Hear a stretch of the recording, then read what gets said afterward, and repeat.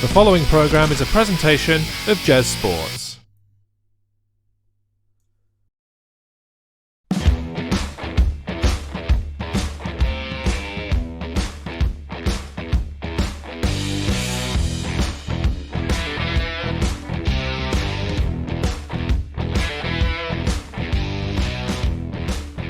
Hello everybody and welcome to the Retro Main Event podcast. We haven't done one of these for a little bit. A while. A while. My name's Dan, the champion, and as always joined by Jeremy. How you doing, Jeremy? I'm doing very well. I seem to be the lone survivor as the world around me becomes ill, not just within this household, but I feel like everyone is ill right now. And I'm not, and I'm like, yes, immune system. Woo. Yeah, that's strange for you not to be ill. It is, isn't it? Yeah. I mean, I've still got the same nagging cough that I've had since December, but other than that, I can get on with life and do stuff, and got on with life. I did, including the 4 hours of WrestleMania 21 that needed to be watched for this show. So. Yes, it has been a while since we did the Retro Main Event podcast. I want to say November-ish last year. Yeah. When they went to Saudi Arabia again, possibly. Yeah, that's what I'm thinking. And we did SummerSlam 92, or maybe that was ahead of ahead of Clash of the Cards, wasn't it? So that's even longer. Wow. Yeah, we haven't done one of these in a while. We should do more of them, but to be fair, the wrestling calendar has been pretty full on for the last 6 months, especially considering we added New Japan Pro Wrestling. Yeah. Let's hopefully it will die down a bit. I think it will die down a bit, yeah. And we're obviously going into it not dying down in the next couple of weeks for WrestleMania and all of the other promotions that are putting on shows around at the same time. Yeah.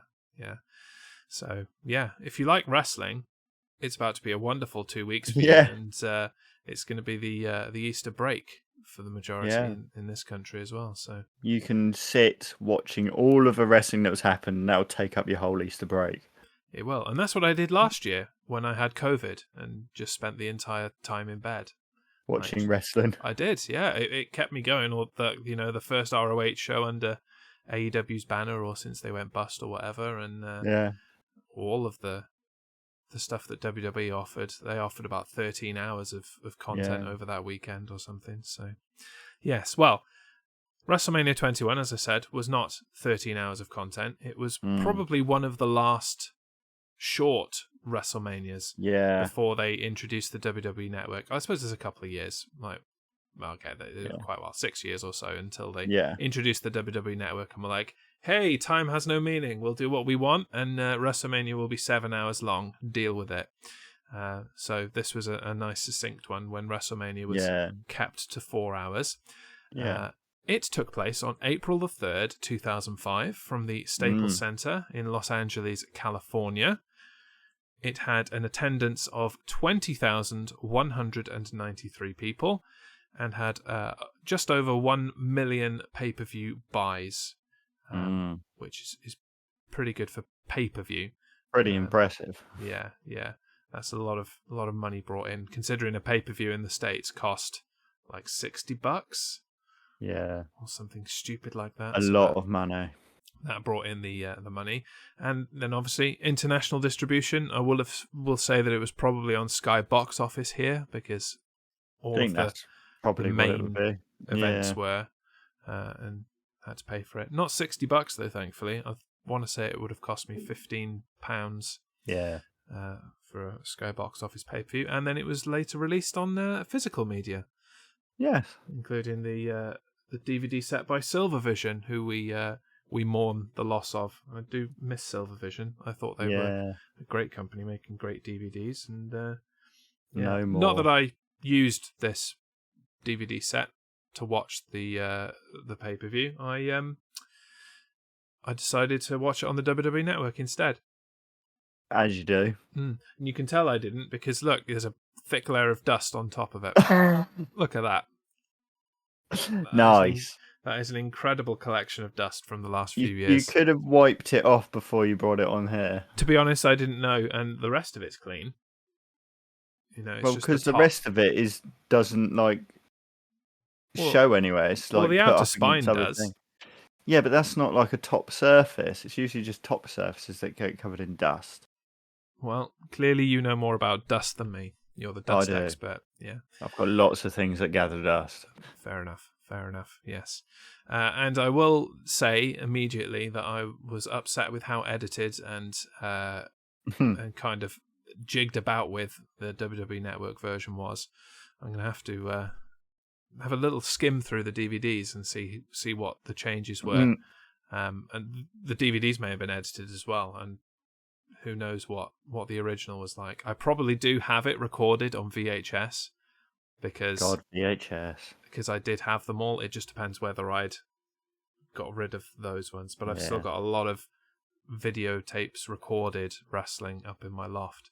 So wow, I might dig it out and have a look and see what it originally was like, because there was a couple of really hard cuts where they made no effort to edit out or transition between edits. It was just like, here's the end of this match, and now it's Michael Cole talking with just the music cut off. It was really hard cuts, so I feel like they could have done a better job there. But anyway, the show kicked off with Lillian Garcia singing America the Beautiful. Yay. Now, this is about the time, roughly, that you got into wrestling, isn't it? Kind of just after this. How did you feel back in the day about Lillian Garcia? I didn't really have an opinion. No? No. I didn't really pay attention to that part. Fair enough. Yeah. I mean, I never rated Lillian Garcia as an announcer. Right. I would much prefer Tony Chimmel and Howard Finkel. I guess probably a little prejudice deep-rooted in me that I'm like, I like that kind of deep male voice doing announcing. It's since, eased. I like a lot of the female ring announcers now. But for some reason I just could never get on board with Lillian Garcia's... Couldn't get behind her.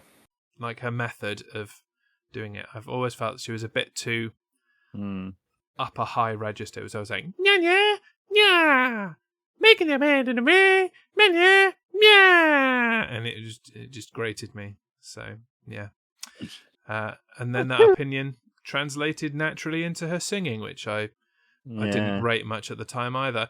I mean, this performance was pretty good. Looking back on it with fresh eyes, I feel like she did have a pretty good vocal range and held a tune. But I don't really pay attention to the America the Beautiful part of WrestleMania. I do, just for critique purposes. I don't at all. Fair enough. Well, let's get into the action then, because I hope you did pay attention to that. Otherwise, this entire episode's pointless, really. The opening contest of the pay-per-view was Eddie Guerrero in his last WrestleMania appearance, taking on Rey Mysterio. As with our usual main event podcast, we'll run through the pros and cons and generally discuss the match, what we thought of it, what was good, what was bad, etc. So what did you like about this match, Dan? Did you enjoy it? I thought it was an okay match to me. It wasn't... It was a good kickoff, shall we say. Kicking off WrestleMania. What I did like was that it was the two tag team champions fighting each other. Ah, see? I quite liked that. I didn't like that. Didn't you? No. I have in my cons that they probably should have dropped the belts beforehand. Especially because there wasn't any tag team championship match on the pay-per-view. No. I couldn't even tell you who the Raw tag team champions were at this point in history. That'd be interesting to find out, that, wouldn't it? They were probably in the pre-show match that we couldn't find, the Battle Royal. It was probably like La Resistance or something like that. All the nameless wonders. Yeah, but they didn't care about tag team wrestling in 2005, it seemed. So, yeah. And the other thing that I didn't like in that vein is nearly 20 years on, I do not remember what led to this fight. And no, they didn't do anything to remind me with a kind of pre-video package or through the commentary. They didn't really explain it, did they? They didn't. And, okay, that's fine. You know, you're not making an event for people 20 years down the line to remember. But what if I tuned in just for WrestleMania?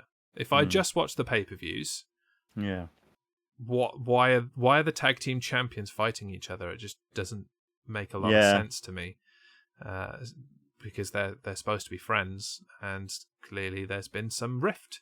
I don't know what that rift is, but I would like it explained to me if that's all right. No, Michael Cole. Okay, right. No. Thanks for nothing.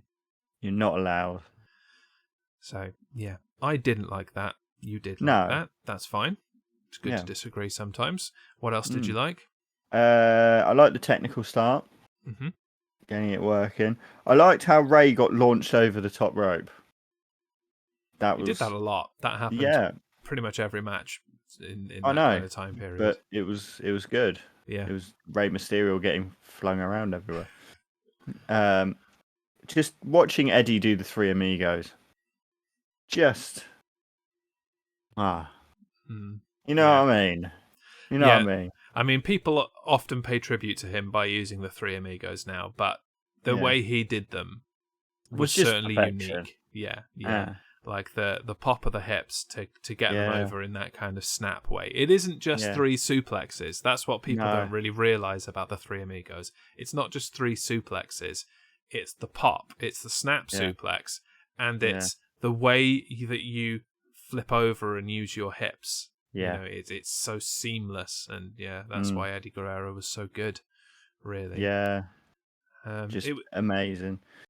It's quite nice to see him use kind of more power and submission in this match as well, knowing that he was up against another high flyer, and had often been up against high flyers. He kind of added to his power game. He'd just come off, his championship run, obviously, with having beaten Brock Lesnar for that, and then faced off against people like JBL, who are way bigger than him. So yeah.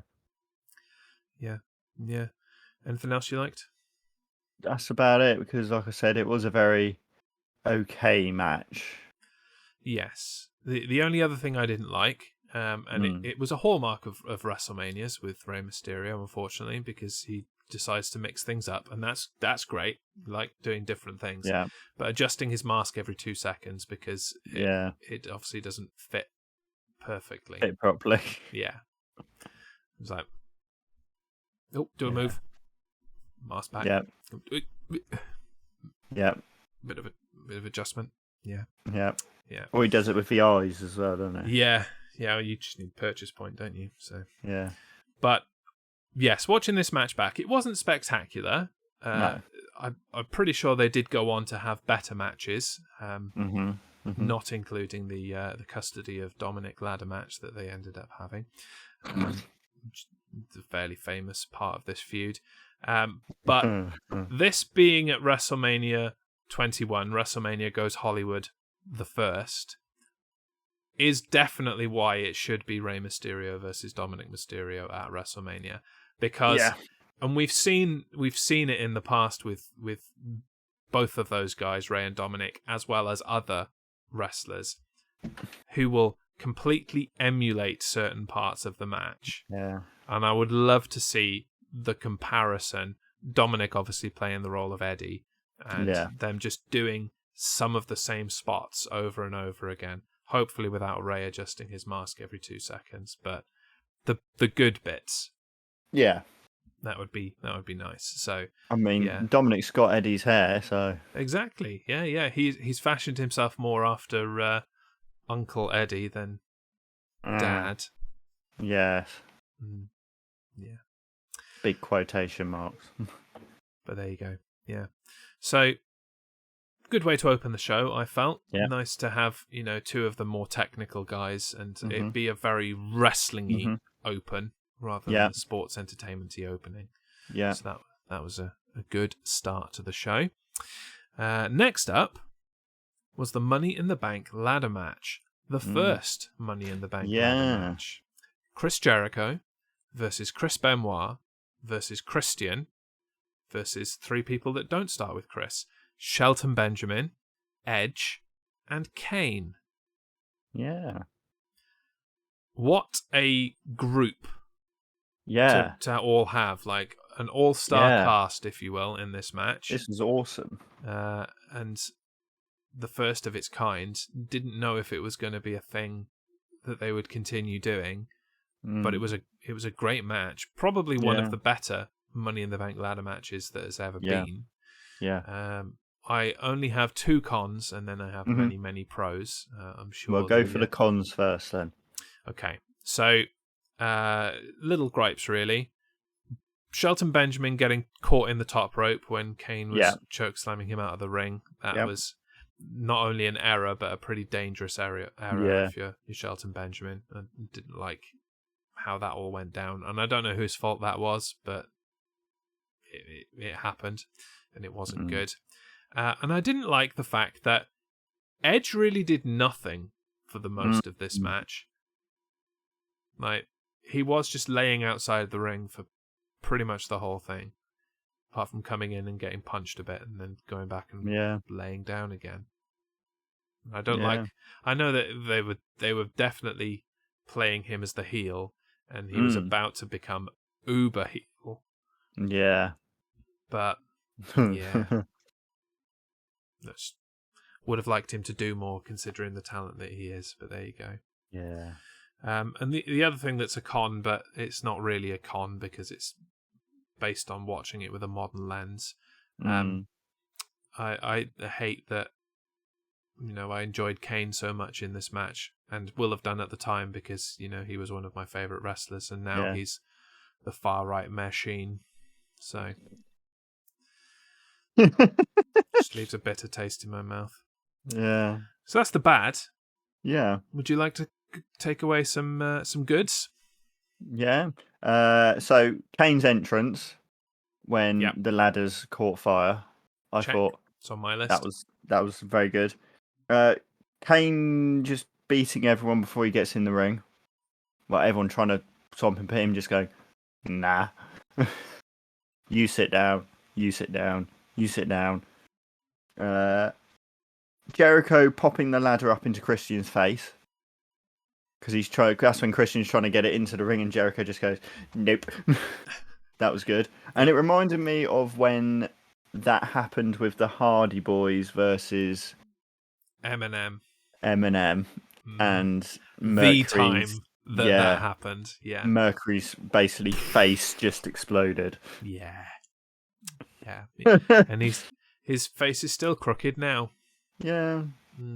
I want to say Armageddon 2008 at a guess when that happened. Or was that when... To be a nerd about it. Or was that when Hardy won the WWE Championship? Could be. No. Oh, maybe. Maybe 2007 then. I'm pretty sure it was an Armageddon. Like yeah. Are you Googling it? I'm trying to find out, yeah. Yeah, I can't find at the moment where it happened. I mean, the people dying and breaking their neck and stuff. 2006. Armageddon. 2006, you're close. I was close. It was the wrong even number. Yeah. Anyway. So not that long after this. No. Back to this match. Just everyone flying everywhere, including Kane. Yeah. Great wrestler, Kane. Yeah. Terrible politician. The fast pace of it, just loved it. There was always something happening. That's what I liked. There was always something happening. You sometimes get in these matches like this, there'll be a time when everyone's just lying around. Just dead. No. Everyone was doing something at some point. And you'd hope so in a 6-person match.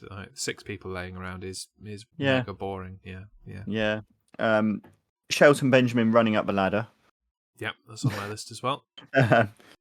Benoit's headbutt from the ladder. Also on my list. Just everyone on a ladder at once, fighting. Just, yeah. And that bit, I can't remember anymore. Yeah, I mean, I've just got a few that came a little earlier in the match. Chris Benoit German suplexing both Jericho and the ladder. Oh, yeah. That was good.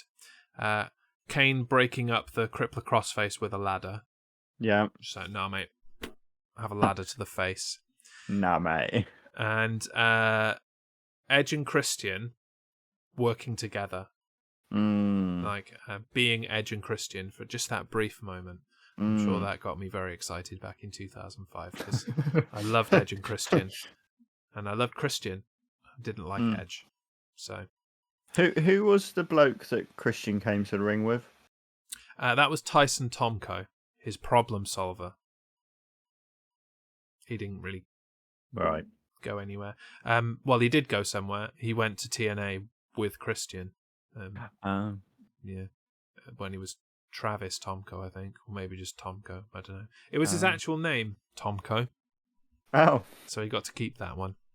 Fair enough. Yeah, but yeah, hot start to this pay-per-view. We had the Eddie Guerrero Rey Mysterio match, and now this. I think we're on to a good event so far. Yeah, nothing can possibly come along to spoil it, right? Oh, something will. Really? What? We'll get there. What came next? What was next up after the Money in the Bank ladder match? Oh, Eugene. Yeah.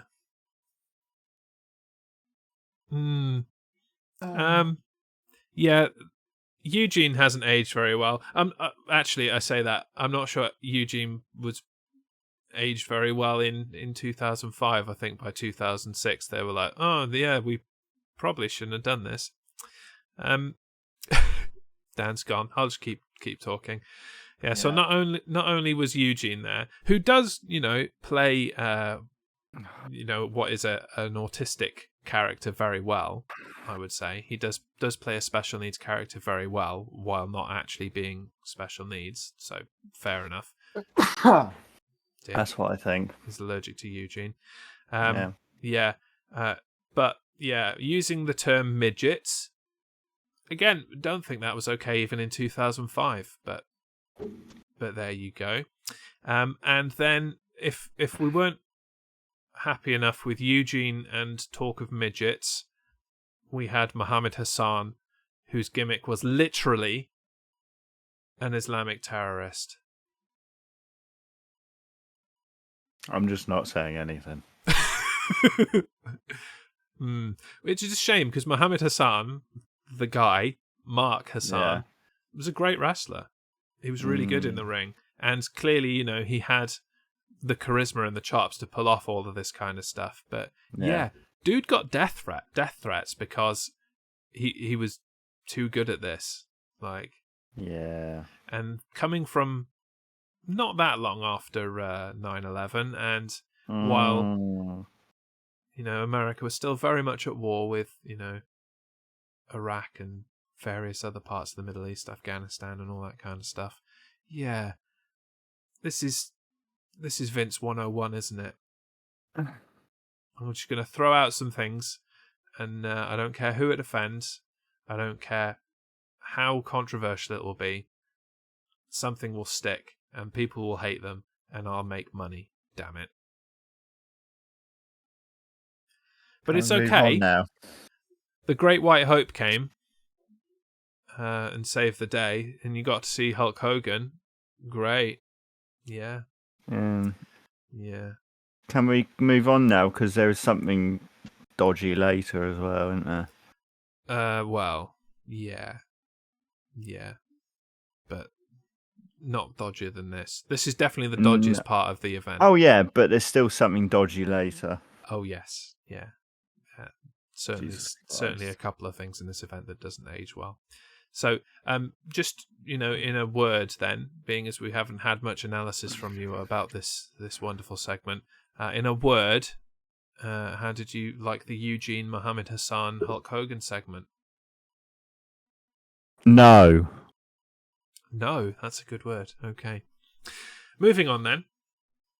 The Undertaker putting up his WrestleMania undefeated streak against the legend killer, Randy Orton. And it reminded me, hey, Randy Orton's a thing. Yeah.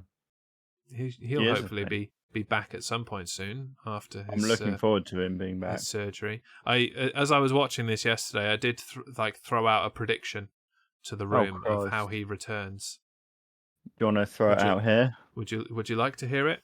I would love to hear it. So this is all contingent on his health. Obviously, haven't had an update on that, but I'm assuming he'll be good to go by the Raw after WrestleMania. Mm-hmm. And on the Raw after WrestleMania, in typical Randy Orton fashion, completely out of nowhere, he will RKO Cody Rhodes during his championship celebration. Yeah. So you're also predicting that Cody Rhodes is going to win? Oh, of course. Of course. Yeah. Cody wins. Next night on Raw, he's there doing a promo, spitting on the camera like he does, talking about his dad like he does, and getting emotional. And then out of nowhere, Randy Orton with the RKO. Yep. Nothing else. That's it. RKO, walks out. No further communication. Doesn't bother, addressing him or doing anything. Just RKOs him and gets out of there.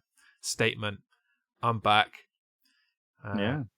You're still my female dog. Yes. That's the statement he makes. All right. But anyway, that's not what he did 18 years ago or so. Yeah. Pros and cons of this match. And obviously, you've seen a lot of Undertaker WrestleMania matches, as have I. How does this one stack up to WrestleMania's past, or pre and post this event? What do you think? I kind of had mixed feelings. I don't think it was the greatest one he's ever done. Nope. But I don't think it was the worst one he's ever done. Correct. Yeah, I agree. You know what I mean? I do know what you mean, yeah. When he pushed things a little bit too long. And we've seen that documentary, and we know that there are certain ones he should not have done. John Cena. Yeah. I watched that again the other day, unfortunately. Jesus Christ. Why did you torture yourself? No, I'm currently archiving 2018, so I'm editing bits and throwing it together. But yeah, I have in my pros, and I suppose this could be a con, it's more just a statement of fact. This was a pretty standard Undertaker match. Yeah. There was nothing really special about it.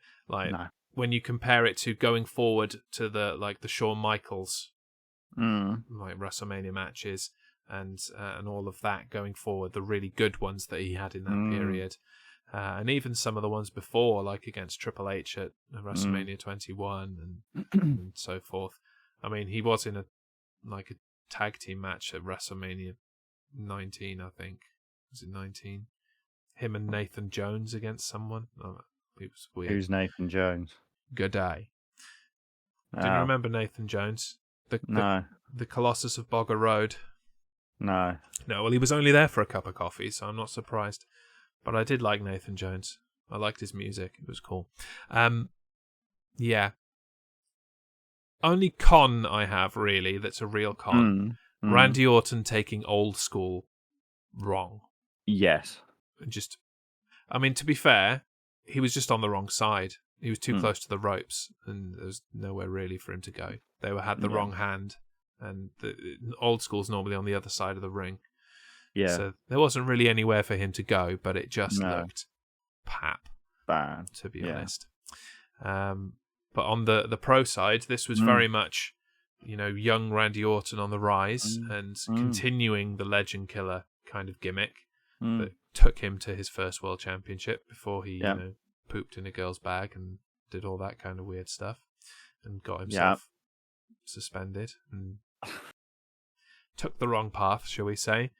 And I liked all the way through this match, Randy Orton was this close to beating him. And it was very convincing. Oh, Orton could do this. This could be the end of the streak. Obviously it wasn't. He went for a lot longer. But, you could watch this match without any knowledge of what happened after it, thinking, hey, this could be where it ends. Yeah. And at the time it was, hey, they might be sticking a rocket to Randy Orton and taking him to the moon because It looks like he's going to beat him. Like the near falls were that close, so close. So I appreciated that about it. But yeah, I think you summed it up the best. Not the greatest, not the worst, just decent. Just in the middle. Yeah. Yeah. Certainly not a match that happened, but also not a 5-star event. I was more the fact of Orton looking so young. Yeah. You know. I think Randy Orton would look young again if he grew his hair out. Yeah, it's just the fact that he shaved his head. He aged like overnight when he shaved his head in, I want to say 2007. And just like, oh yeah, you look old now. Yeah. There we go. Well, so from what wasn't a 5-star match, but was all right, to what wasn't a 5-star match and had no chance of being a 5-star match. No. Or maybe even a 0.5-star match. Yeah. The WWE Women's Championship, Trish Stratus defending against Christy Hemme.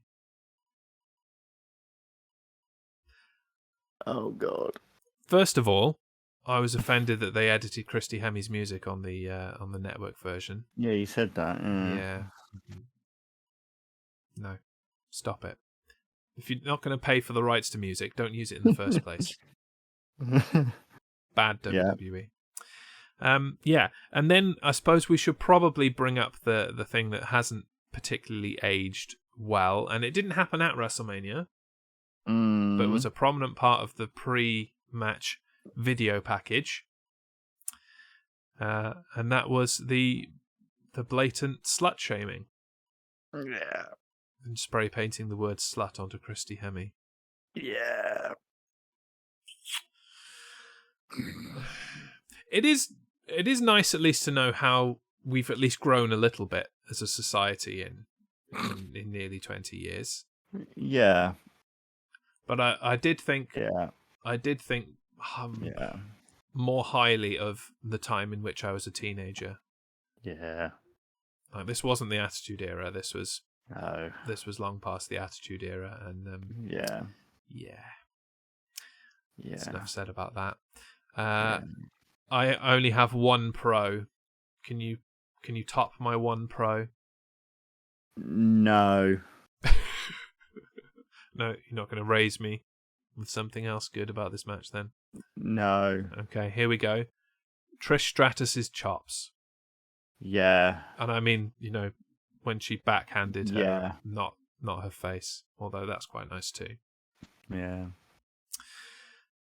And the other con, in what was otherwise a meh match with very little to say, positive or negative, was Christy Hemme flopping about on her bumps.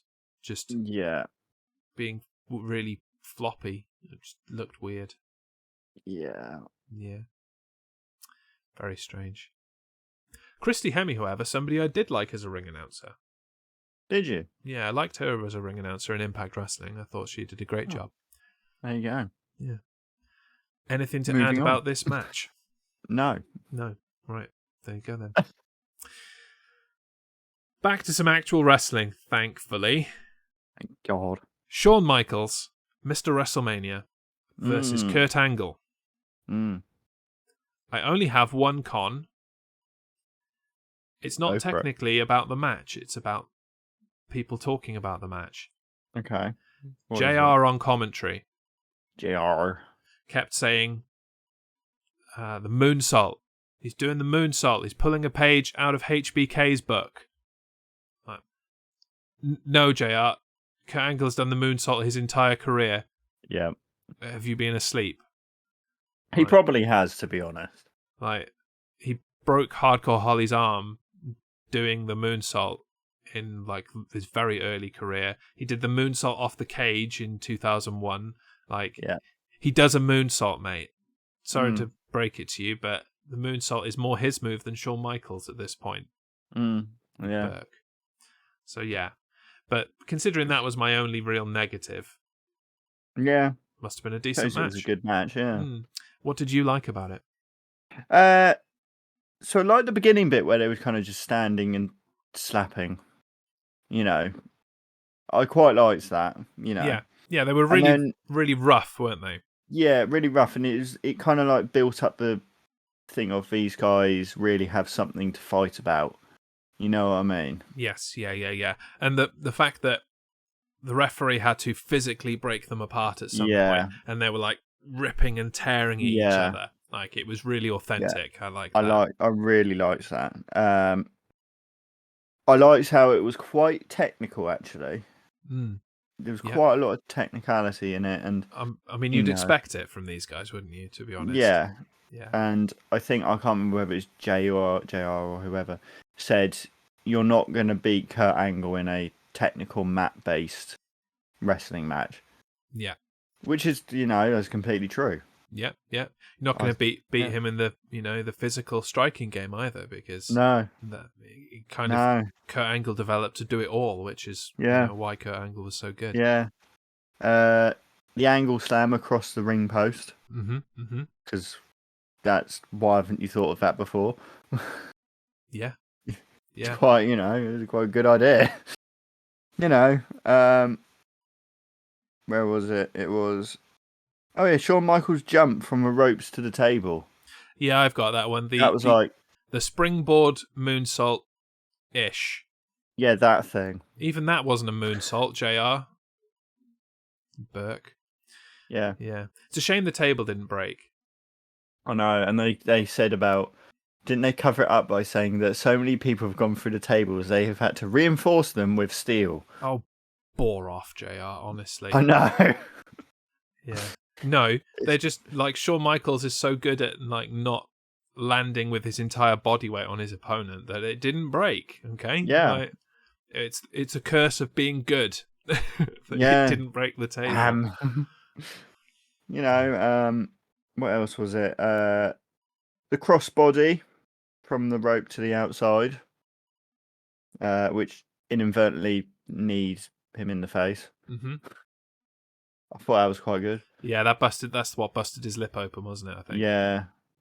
I thought it's quite good, but in a way, works. Yeah. Just knee someone in the face. Yeah. Sometimes an accident adds to a match like that. Yeah. Bit stiff on that front. Mm. What have you got? I had pretty much everything you said. I also had the Super Olympic Slam. Yeah. That was cool. And Kurt Angle relentlessly not letting go of the ankle lock. Yes. And that just the way it ended. I couldn't remember this match at all when I was watching it. And I didn't remember the winner, and I was like, oh god, is he going to stay in the ankle lock forever and ever and then get out of it and win? I'm like, that's terrible. What terrible, but he tapped out. Excellent, thank you very much. That is how I would have done it. Yeah. Just the fact that he was in it for so long, and like he looked like he was going to tap a few times, and that he didn't get out of it, and because he couldn't get out of it, he had to tap. I thought it was a great ending. Great way to finish the show. Yeah. The match. I wish it was the end of the show. Yeah. On that note, shall we move on into another dark period in this pay-per-view? It's such a weird pay-per-view. I forgot how weird it was. Do we have to? Piper's Pit. Featuring Stone Cold Steve Austin. I have never understood the hype about Rowdy Roddy Piper. Neither have I. I don't get it. I hope someone can explain it to me, but he never wrestled that long. No. He retired very, very early. Yep. He wasn't that good a promo. I mean, he was quick thinking, and some of the things he would do a good one-liner. It was a few good catchphrases, but all the way through this, when he was just kept interrupting people, and it's like, mate, stop just it. Shut up. Yeah. Go home. And I don't understand what the point of this was. Like, no. There were guys who didn't get to wrestle at WrestleMania because they had this stupid segment, and it was just so that you could see Rowdy Roddy Piper, and so you could see Stone Cold Steve Austin at WrestleMania. Yeah. But this was the period where, Austin had firmly retired and Yeah. was literally just there to drink beer, stunner people, and that's it. And Yeah. I love Stone Cold Steve Austin, but I don't need to see that. No. It doesn't do anything for me. Yeah. Yeah. Especially compared to, WrestleMania last year. That was great. But yeah, I would have preferred a match in this spot, to be quite honest. Featuring Carlito. Yeah. Let's Carlito against someone, whatever. Because Carlito was great. Didn't last long enough in WWE, in my opinion. But there you go. Did you like anything about this? No, I was a bit bored. Cool. Let's move on then. Oh, Christ. I'm not sure you had time to be bored in the next one. It's a bit like a car crash, this next segment. You don't want to look, but you can't help it. No. Sumo match. No. Akebono versus The Big Show. No. I've had to combine the pros and cons section because it's really just words. I can't describe anything as good or bad. It's just there. No. I have this happened. Yeah. Again, positive, negative. No, just happened. I will say, kudos to WWE and all of the people involved for trying something new. Yeah. Sumo is a very respected tradition, and good for them for trying to bring that on the big stage of WrestleMania. It's just another type of wrestling at the end of the day. But I didn't appreciate it at the time. No. And I probably could have left it now, to be honest. Yeah. Especially because it was in the ring, and that was a bit strange for me. Like, couldn't they have done it at the top of the ramp or something, so that whoever lost wasn't just going to be launched out of the ring and land with a thud on their naked ass? It's just. Could they have just not done this? Probably. That's the other option, obviously. Again, we could have had another match. Yeah, we could have. Tag Team Championship match, Intercontinental Championship match, US Championship match. Yeah. Yeah. Just anything. Yeah. So, I now hand the floor to you to give me your technical essay about the sumo match and why it was the greatest thing ever. No. All right then. Moving on. WWE Championship. JBL defending against John Cena. Yeah. John Cena winning his first of many WWE World Championships. So many. So many. Did you like this match? Meh. Yeah, I feel that. A lot of people since this point have called for this to have been the main event. No. I definitely think that the Batista Triple H match that we'll discuss shortly was better than this match. Yes. I do feel like it probably should have been earlier in the card. Maybe the opening match. I probably would have swapped this and the opening match, to be honest. I'd have had this as the opening, hot start, title change, look to the future, the new face of the company kicking off the entire show, winning the title, going from there, and then having something technical and wrestling-y to follow the sumo thing. Yeah. To bring people back round to professional wrestling before the main event. That's where I would have put it. Because, it wasn't a bad match, but in my cons column, I have Cena had zero offense until the very last moment. Yeah. He's often criticised for the 5 moves of doom. I don't even think he got 5 moves in. I don't think he got any moves in. Yeah, he countered the clothesline from hell into the FU. Way, he wins. Way, go John Cena. Way. Do you have anything in your pros? Anything that stood out to you? Not really. I've got one, and it's JBL's intensity. You fully believed that he wanted to punish Cena. Yeah. Other than that, nada. No. I think this was the WWE Championship match that happened. Yes. There we go. Yes. And we'll move on, I guess. There's nothing really much to say about it, which is a shame for a WWE title match. Yeah. But main event, World Heavyweight Championship match. Triple H defending against Batista. Batista, who won the 2005 Royal Rumble to earn his spot at WrestleMania. I only have one con. Right. And I think you can probably guess what it is based on recent conversations about recent events and things that I just don't feel are necessary in all matches.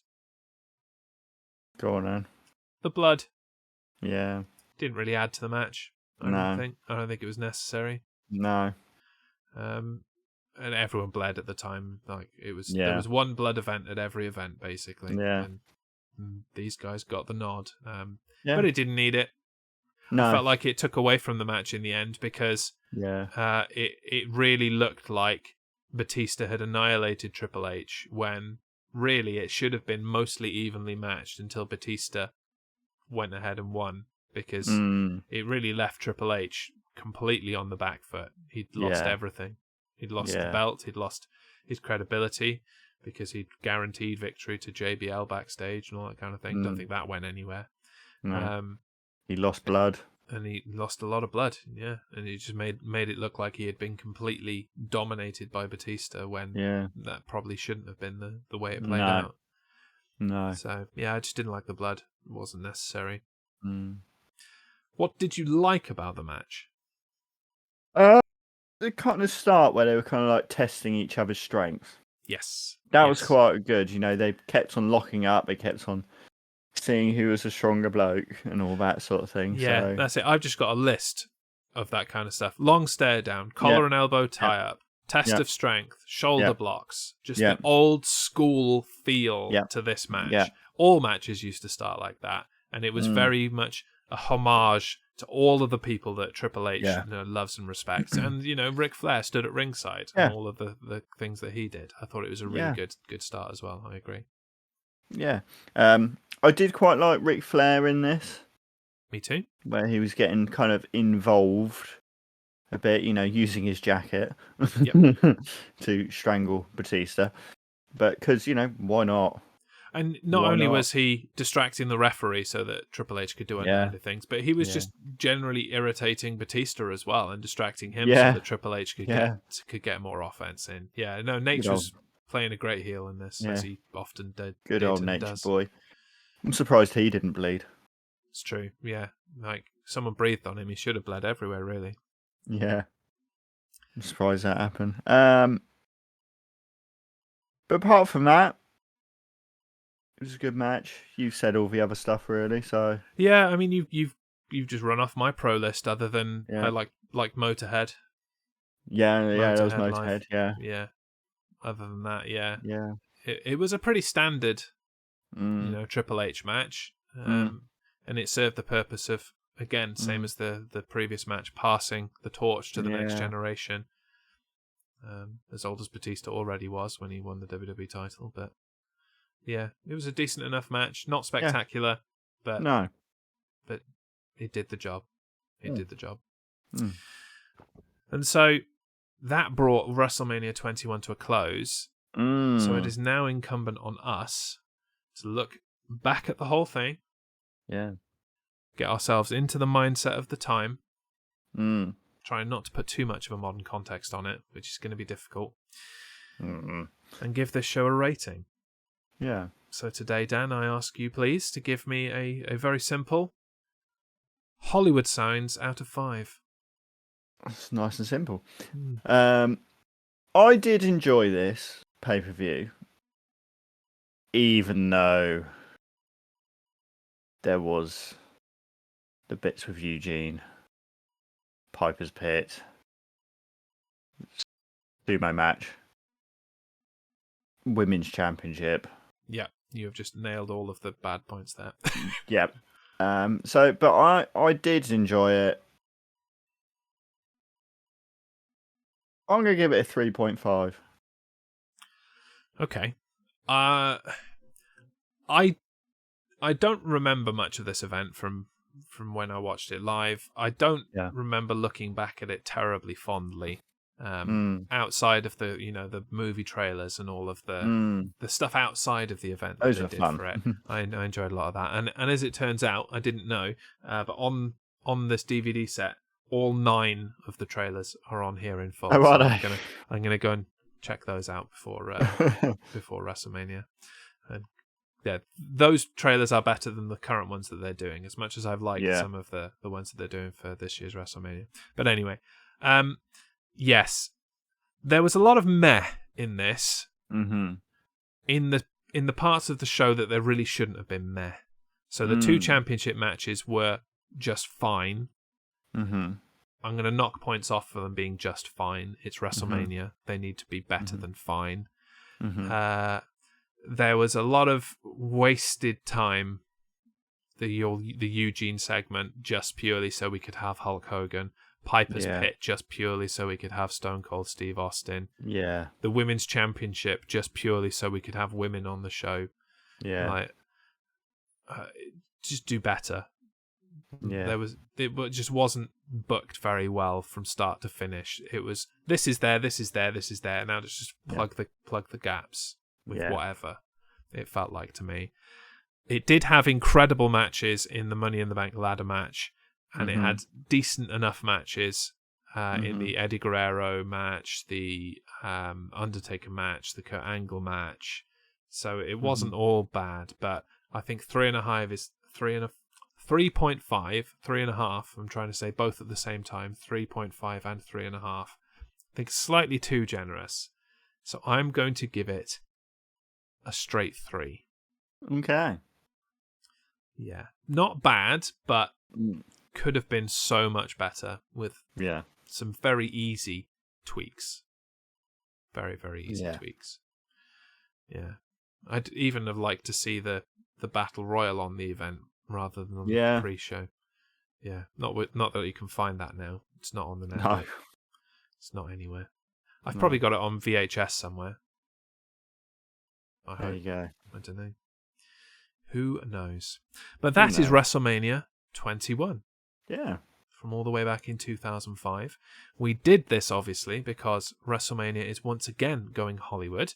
And we are just under 2 weeks away from exciting. WrestleMania 2023, which is going to be cool.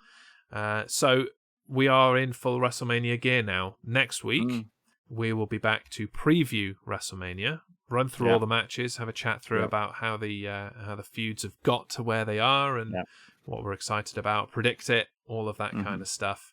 And then the following week it will be all of the WrestleMania stuff. Yeah. So I'm excited.